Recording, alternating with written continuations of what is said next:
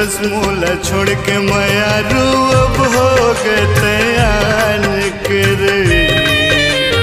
जावथस मोला छोड़ के मयारू अब हो गतयान के।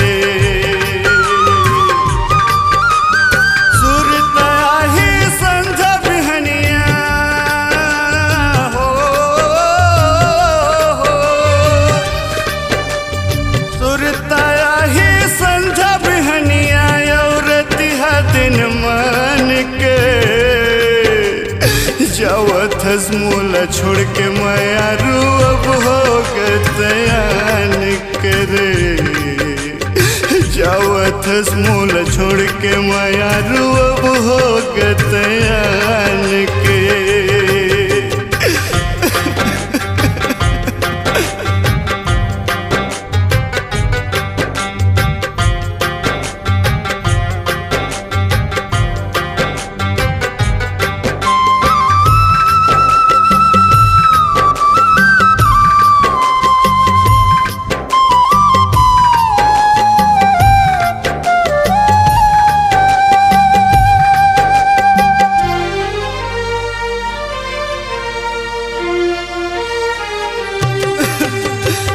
चल देवे पर के अंगना देखे पर होही मोला सपना। संग जवरिया घलो छूट जाए जियत भर मोर जीव दुख पाए।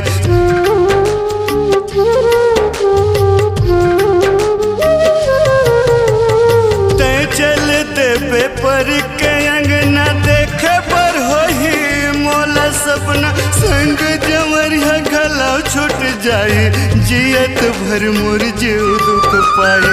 अब काखर में सन मारे हो,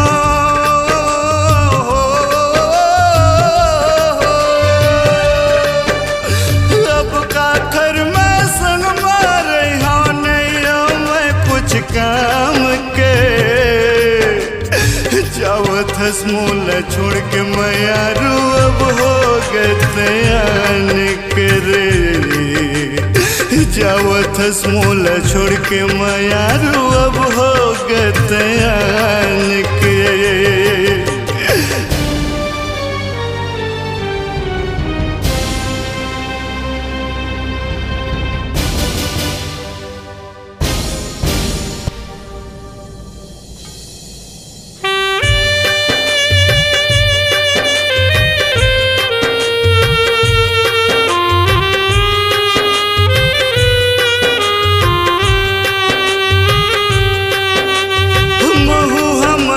सोचत हो रानी का कर डार महर वो तोर कस रानी लदगा मडार संशोधन करते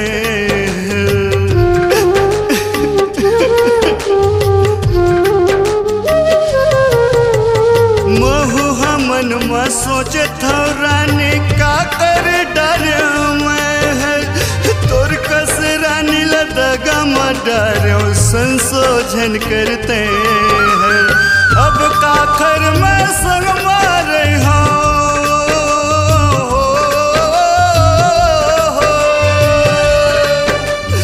अब काखर में संग मारे हो। नहीं मैं कुछ काम के। जावथस मोला छोड़ के मयारू अब हो गतयान करे। जावथस मोला छोड़ के मयारू अब हो गतयान के। सुरताया ही संझा बिहनिया हो, सुरताया ही संझा बिहनिया और तिहा दिन मान के। जावथस मोला छोड़ के मयारू अब हो गतयान करे। जावथस मोला छोड़ के मयारू अब हो गतयान करे। जावथस मोला छोड़ के मयारू अब हो गतयान के।